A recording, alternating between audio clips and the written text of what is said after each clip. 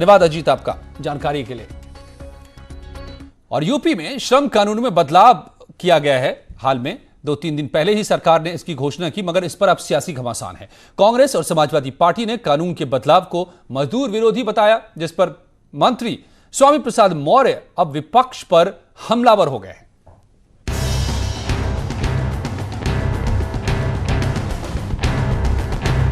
Lockdown के दौरान हुए आर्थिक नुकसान की भरपाई के लिए योगी सरकार ने श्रम कानून में बड़ा बदलाव किया। सरकार का दावा है कि श्रम कानून में बदलाव से प्रदेश में आए प्रवासी मजदूरों को बड़ा फायदा होगा, साथ ही निवेश बढ़ाने में मददगार होगा। यूरोपियन बिजनेस ग्रुप के साथ वीडियो कॉन्फ्रेंसिंग थी। लेबर रिफॉर्म के ऊपर कोई वो जो कानून है सिर्फ कुछ चीज़ों को छोड़ के वो लगेगा नहीं, तो उन लोग को बहुत बढ़िया लगा। बोला कि ये उत्तर प्रदेश एक बढ़ता हुआ रिफॉर्म की दृष्टि से एक राज्य है, तो उन्होंने इसका स्वागत किया। वहीं श्रम कानून में बदलाव को विपक्ष मजदूर विरोधी बता रहा है। उत्तर प्रदेश सरकार द्वारा श्रम कानूनों के लिए किए गए बदलावों को तुरंत रद्द किया जाना चाहिए।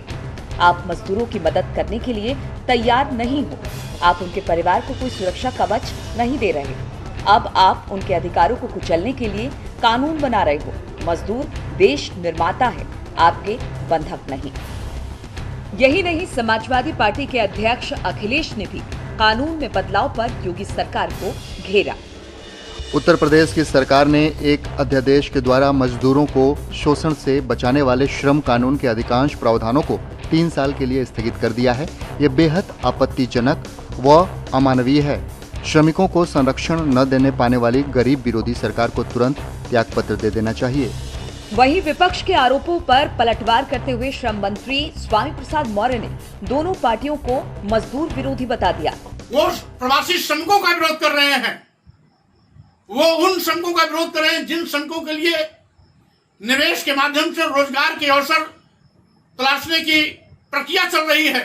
इसलिए कांग्रेस और समाजवादी पार्टी के इस बयान से उनका श्रमिक विरोधी चेहरा सामने आया है।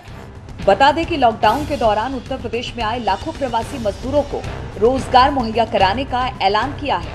इसलिए प्रदेश में निवेश को बढ़ावा देने के लिए श्रम कानूनों के कई प्रावधानों को 3 साल तक के लिए सरकार ने स्थगित कर दिया है।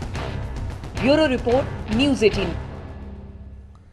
रंजना हमारी संवाददाता इस खबर पर नजर बनाए हुए मेरे साथ जुड़ी हैं इस वक्त लखनऊ से। रंजना, अब क्या जवाब देगा विपक्ष? अब क्या अखिलेश और प्रियंका गांधी वाड्रा जवाब देंगी?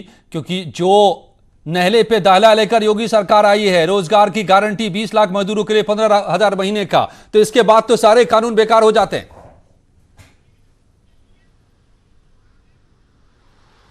देखिए अजय, जो मजदूरों की बात विपक्ष कर रहा है उसके अपने तर्क हैं, और जो सरकार कर रही है वो उसके अपने कार्यशैली है, उसकी अपनी कार्यप्रणाली है। सरकार पे सवाल उठाना विपक्ष का जो रोल होता है वो विपक्ष निभा रहा है, सरकार अपना रोल निभा रही है। विपक्ष जिस तरह से सवाल कर रहा है, जो 3 साल के लिए जो कानून है श्रम कानून, और जिनको 3 साल के लिए उसको स्थगित कर दिया गया है, उससे छूट दी गई है, उद्योगपतियों को वो छूट दी जाएगी।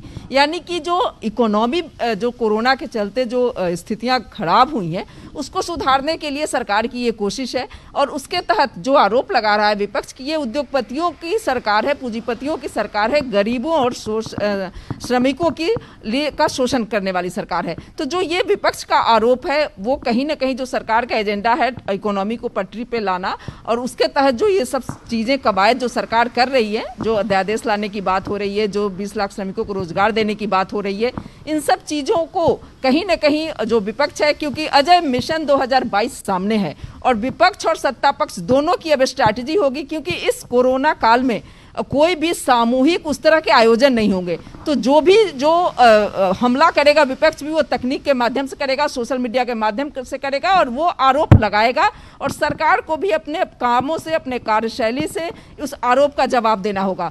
तो मिशन 2022 को देखते हुए एक सियासत शुरू हो गई है मजदूरों और श्रमिकों को लेकर, और ये एक बड़ा वोट बैंक है। जो 20 लाख श्रमिक आ रहे हैं, ये एक बड़ा वोट बैंक होगा अजय, इस चीज को समझना होगा। और उसको लेकर के जो है कांग्रेस हो, समाजवादी पार्टी हो या फिर भारतीय जनता पार्टी हो, अगर इसको 20 लाख जो वोटर्स होंगे उसको लेकर के ये सियासत है, और मिशन 2022 की कहीं ना कहीं विपक्ष की भी तैयारी जो है उसको देख करके जो विपक्ष अपनी स्ट्रैटेजी बना रहा है सरकार पे हमलावर होने का, उसके तहत उसके बयान है, और सरकार को अपनी कार्यशैली से दिखाना होगा, तो सरकार अपनी कार्यशैली से दिखाने जा रही है कि हम क्या कर रहे हैं। जी अजय, साफ तौर पे तो बड़ी बात इसमें यह है जो आपने कही कि ये जो 20 लाख की संख्या है ये वोटर्स के तौर पर देख रहे हैं सियासी दल, और इसीलिए सबकी निगाहें इन पर हैं और राजनीति भी जोरों पर है। लेकिन अब जब सरकार ने गारंटी दे दी है कि हम सबको 15,000 महीने की नौकरी की गारंटी देते हैं, अध्यादेश लाने जा रही है, उसके बाद क्या विपक्ष का जवाब होता है ये देखना दिलचस्प होगा। धन्यवाद आपका इस वक्त इस पूरी जानकारी के लिए।